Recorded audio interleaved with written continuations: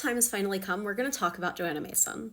So let's start with everything that we know about her for sure from the books. We know that she's born in District 7, which is lumber.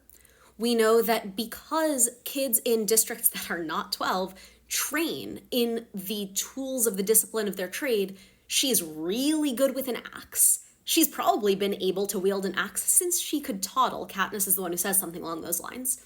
We know that she was 17 when she participated in / won the 71st Hunger Games, so 3 years before Katniss and Peeta are sent in for the first time. And we know that she played the part of, or was portrayed as, a sniveling, cowardly fool so that she would be ignored. And when there were only a handful of tributes left, she revealed a wicked ability with an axe. And we are told pretty directly that, like Finnick and a couple of others, she was trafficked by the Capitol, by specifically Snow. And it's indicated to us pretty directly that anybody left that she loved or cared about is now gone. By the time we reach the third quarter quell, any loved ones that she had are gone, out of the picture. There is nobody left that she really cares about, which is why our first real standout moment with her is in the interview portion of the third quarter quell of the 75th Hunger Games, when she is the one to stand up and say, not the full-on FU that she does in the movie, but, and I'm reading from the book, by the time Johanna Mason gets up, she's asking if something can't be done about the situation. Surely the creators of the Quarter Quell never anticipated such love forming between the victors and the Capitol, and that's really, really striking considering what we know about her later. And as we get further into the games, it becomes very clear that Johanna's got another agenda. Beyond survival, beyond being a victor for the second time. And in what really irks Katniss, she's got a good sense of something involving Peeta that Katniss can't quite put her finger on. And so Katniss's first impulse, for the most part, is jealousy to some extent. Because she doesn't totally register that, like, Johanna's playing with her, and also that Johanna's, like, a little bit unhinged. But by the time we're, like, fully in the games, Johanna is fully keeping Beetee and Wyrus alive in circumstances that they should not be surviving, partially because Katniss said that she wanted them as allies, and Johanna's been told that having Katniss as an ally is conditional and requires Johanna also bringing in Beetee and Wyrus, who she calls nuts and bolts. And Johanna's not exactly nice to nuts and bolts, let's be very clear. And really, for a large chunk of this book, Katniss thinks that Johanna's trying to betray her, trying to get rid of her, when what's actually happening is Johanna's in touch with, if nobody else, Finnick, who's very directly in touch with the Greater Rebellion, but also, like, we can, it's a little bit iffy up until the very end, but we can extrapolate that Johanna's got a pretty good idea of what's going on. She's the one who cuts the tracker out of Katniss's arm. She's the one who clears the way for Katniss to be evacuated. And, crucially, she's left behind.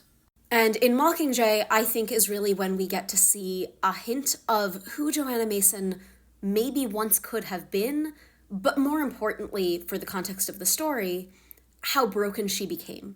And we get a tiny little glimpse of who she might have been had she never gone into the games, but a very, very good sense of the predator that the games turned her into, or maybe revealed that she had been all along. And I'm going to go with that the games turned her into, because let's remember, part of the point of these stories is that the arena behavior, the bloodbath, all of that, that's learned behavior. That's survival in a way that has been taught to these kids. Because again, let's be so clear, they're all kids. Johanna is 17 in the 71st Hunger Games. She's barely 21 by the time we hit the Quarter Quell. Like, we're talking a college junior here. Now, Johanna is rescued in the same mission that brings Peeta and Annie back to District 13. And she and Katniss spend several chapters basically saying, yeah, we don't like each other at all, but we've been through some of the same trauma, so we're gonna just, like, get through it together, I guess. But, like, Johanna's very clear that she doesn't think that Katniss was a particularly good choice to be a Mockingjay. Which, honestly, given the added context of Sunrise on the Reaping, I think it's entirely possible that Johanna's games included a different attempt at rebellion that very easily could have put Johanna in the spotlight the same way that Katniss was. Certainly we know that she has a rebellious personality, but to some extent lacks the charisma that Katniss also doesn't really have, but that Peeta does. And that's something that I think people sort of overlook, is that Katniss doesn't exactly have a natural stage or screen presence. Most of why she's in the position that she is by that third book is because Peeta, if it weren't for the baby Millark, put her there, right alongside Haymitch, who at that point has had 25 years to learn how the Capitol's propaganda machine works. But Katniss and Johanna begin to figure it out, partially because they go into training together, and they are both absolutely determined that if anybody is going to the Capitol to do anything, it's going to be the two of them, and it's going to be to get rid of Snow. And as they're training together, Katniss is in an uncharacteristic moment of Katniss understanding anything about the personal relationships and dynamics unfolding around her. She realizes, one, that Johanna has become a friend. I know, uncharacteristic for Katniss. And two, that Johanna's lonely, that there is nobody else there from District 7. And that even if there was, by Johanna's own admission, there's nobody left she cares about. Except for maybe Katniss and Finnick and the other handful of surviving victors. So Katniss goes out, up to the surface when she's not supposed to, and she gathers up pine needles and wood, and she brings them back to Johanna to put in her little drawer, the tiny little drawer that holds all of her possessions, which are all government issued from District 13. And it's the first real moment that we see Johanna expressing genuine emotion, and it is to say thank you.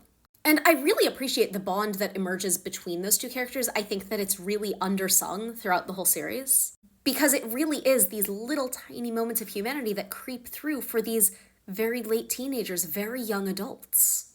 And it's especially striking because Katniss doesn't really have a chance to be a kid.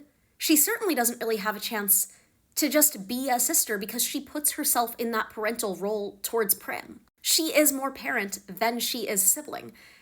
And Johanna forces her to be a little sister.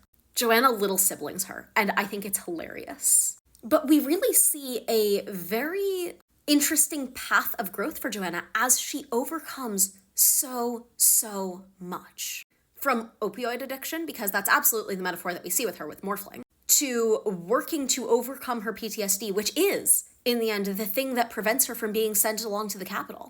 And more than anything, the thing that Johanna understands innately is that joy and showing clear enjoyment of life outside of the Capitol, outside of the systems and the structures, is the way to take Snow down and make him hurt. Joy as a form of rebellion is something that Johanna Mason understands so intrinsically. Her reaction to Katniss not wanting to go to Finnick and Annie's wedding is to turn to Katniss and say, "You're not really going to miss the chance to let Snow see you dancing." By the way, I will note that there are some translations of the Hunger Games that indicate that the games that Johanna won was actually the 67th rather than the 71st, which would have made her 13, which is just plain frightening. But seriously, this character and the relationship that evolved between her and Katniss is just something that I consistently come back to every single time I read the series, because she's abrasive and she's mean and she's so incredibly damaged. Like, if you want to put a face on the damage that the games do to Panem's society, Johanna's a really darn good example. But also, talk about somebody not letting the bastards get her down. Like, she's just consistently so interesting and so dynamic. And in the end, it's really hard not to love her.